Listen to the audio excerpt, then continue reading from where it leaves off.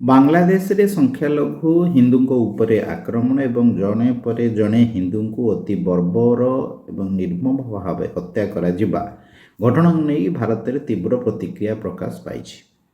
ଏହି କାରଣରୁ ଯେ ବାଂଲାଦେଶକୁ ବିରୋଧ କରିବା ଏବଂ ବାଂଲାଦେଶ ସହିତ ଅସହଯୋଗ ରକ୍ଷା କରିବା ନେଇ ସ୍ୱର ଉଠିଛି ବିଭିନ୍ନ ଗଣମାଧ୍ୟମ ଏବଂ ସୋସିଆଲ ମିଡ଼ିଆରେ।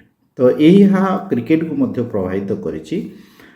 କ୍ରିକେଟରେ ଆଇପିଏଲ୍ରେ ବିଶେଷ କରି ଆଇପିଏଲ୍ରେ ଜଣେ ବାଂଲାଦେଶୀ ବୋଲର ମୁସ୍ତାଫିଜୁର ରହମାନଙ୍କୁ କୋଲକାତା ନାଇଟ୍ ରାଇଡର୍ସ କିଣିଥିଲା 9,20,00,000 ଟଙ୍କାରେ। ତାଙ୍କୁ ଦଳରୁ ବାଦ୍ ଦେବା ପାଇଁ ଯେତେବେଳେ ସ୍ୱର ଉଠିଲା, ବିସିସିଆଇ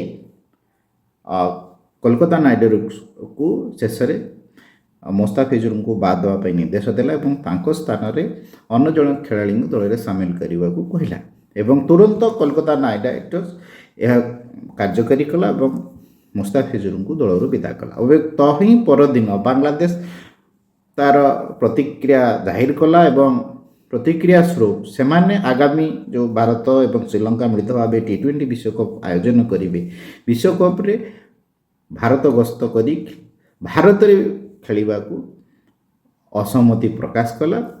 ସିଧା ସିଧା ବାଂଲାଦେଶ କ୍ରିକେଟ ବୋର୍ଡ କହିଲା ଯେ ଆମେ ସୁରକ୍ଷା ଦୃଷ୍ଟିରୁ ଭାରତ ଗସ୍ତ କରିବୁ ନାହିଁ ଏବଂ ଭାରତରେ ବିଶ୍ୱକପ୍ ଖେଳିବୁ ନାହିଁ। ଯଦି ଖେଳିବୁ ତାହେଲେ ଶ୍ରୀଲଙ୍କାରେ ଆମର ମ୍ୟାଚ୍ ଗୁଡ଼ିକ ଆୟୋଜନ କରାଯାଉ। ତେଣୁ ଏନେଇ ଆମେ ICCକୁ ଲିଖିତ ଭାବରେ ଅନୁରୋଧ ଜଣାଇଛୁ।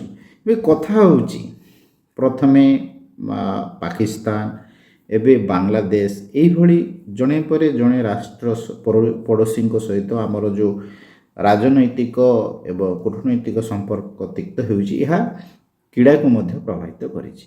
ତେବେ କ୍ରୀଡ଼ାକୁ କ୍ରୀଡ଼ା ବାଟରେ ଛାଡ଼ି ଦିଆଯାଉ ଏବଂ ରାଜନୀତିକୁ ରାଜନୀତି ବାଟରେ ରଖାଯାଉ।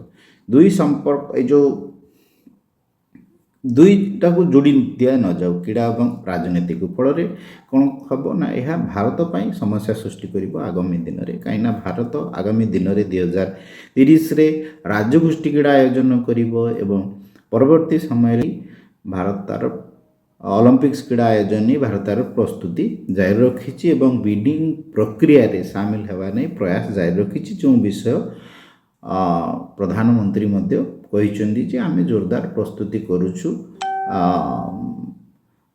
ଅଲିମ୍ପିକ୍ସ ଆୟୋଜନ।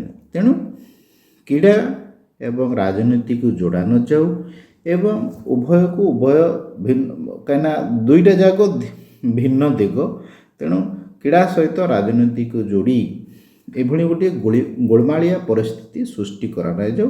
କ୍ରୀଡ଼ାକୁ କ୍ରୀଡ଼ା ବାଟରେ ଛାଡ଼ି ଦିଆଯାଉ। କାହିଁକିନା କ୍ରୀଡ଼ା ହିଁ ଦେଶ ଭିତରେ ଶାନ୍ତିପୂର୍ଣ୍ଣ ସୌହାର୍ଦ୍ଦ୍ୟପୂର୍ଣ୍ଣ ବାତାବରଣ ସୃଷ୍ଟି କରିବାରେ, ଭାତୃଭାବ ସୃଷ୍ଟି କରିବାରେ ସହାୟକ ହୋଇଥାଏ। କାହିଁକିନା ସବୁଦିନ କାହା ପଡ଼ୋଶୀ ହୁଅନ୍ତୁ କିମ୍ବା ଯେକୌଣସି ରାଷ୍ଟ୍ର ହୁଅନ୍ତୁ, ଆମେ ଅଶାନ୍ତିରେ ବା ଗୋଟେ ଅସହଯୋଗରେ ରହିବା ସମ୍ଭବ ନୁହେଁ। ତେଣୁ ଏହି ଦୃଷ୍ଟିରୁ ଏ ଦିଗ ପ୍ରତି ଆମ ସରକାର ଗୁରୁତ୍ୱ ଦେବା ଦରକାର, ଏହାକୁ ଗୁରୁତ୍ୱର ସହିତ ଗ୍ରହଣ କରିବା ଦରକାର।